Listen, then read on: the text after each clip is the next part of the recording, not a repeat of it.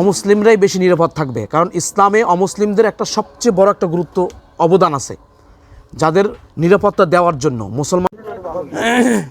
আসসালামু আলাইকুম ভাইরা, আছেন বাসায় কেউ? এসেছি, আপনার এই কাগজের ভিতরে লেখা আছে বিস্তারিত, এটা পড়বেন সবাই বাসায়।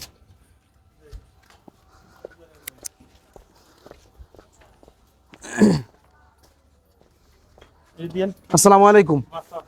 আমরা বাংলাদেশ জামাত ইসলামের পক্ষ থেকে আসছি ইসলামের দাওয়াত নিয়ে।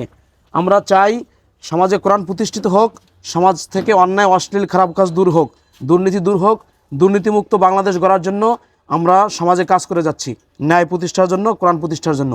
এজন্য আমরা চাই আপনারাও আগায় আসেন, আপনারাও বাংলাদেশ জামাত ইসলামের সাথে ঐক্যবদ্ধ হয়ে এই দুর্নীতিমুক্ত সমাজ গড়ার জন্য, দুর্নীতিমুক্ত রাষ্ট্র করার জন্য আপনারা সহজে থাকেন। এই জন্য আন্তরিক দোয়া এবং অংশগ্রহণমূলক আমরা দোয়া করি।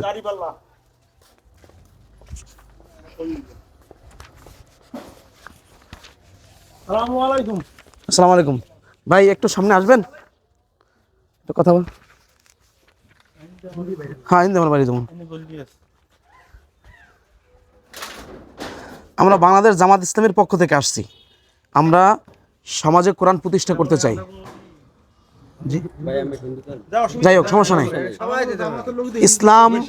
ইসলাম প্রতিষ্ঠিত হলে, কোরআন প্রতিষ্ঠিত হলে অমুসলিমরাই বেশি নিরাপদ থাকবে, কারণ ইসলামে অমুসলিমদের একটা সবচেয়ে বড় একটা গুরুত্ব অবদান আছে, যাদের নিরাপত্তা দেওয়ার জন্য মুসলমানদের কাছে অমুসলিমদের জান মাল এটা হেফাজত রাখবে মুসলিমরা।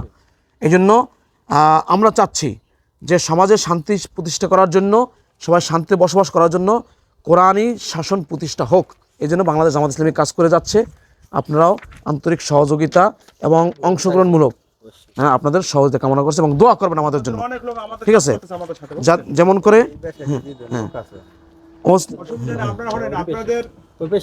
আচ্ছা আচ্ছা, এখানে আসছে পড়বেন, তার বাসায় পড়বেন, এটা মানে কি লেখা আছে আপনারা পড়বেন, ঠিক আছে ভাই? আচ্ছা, ভালো থাকেন ভাই।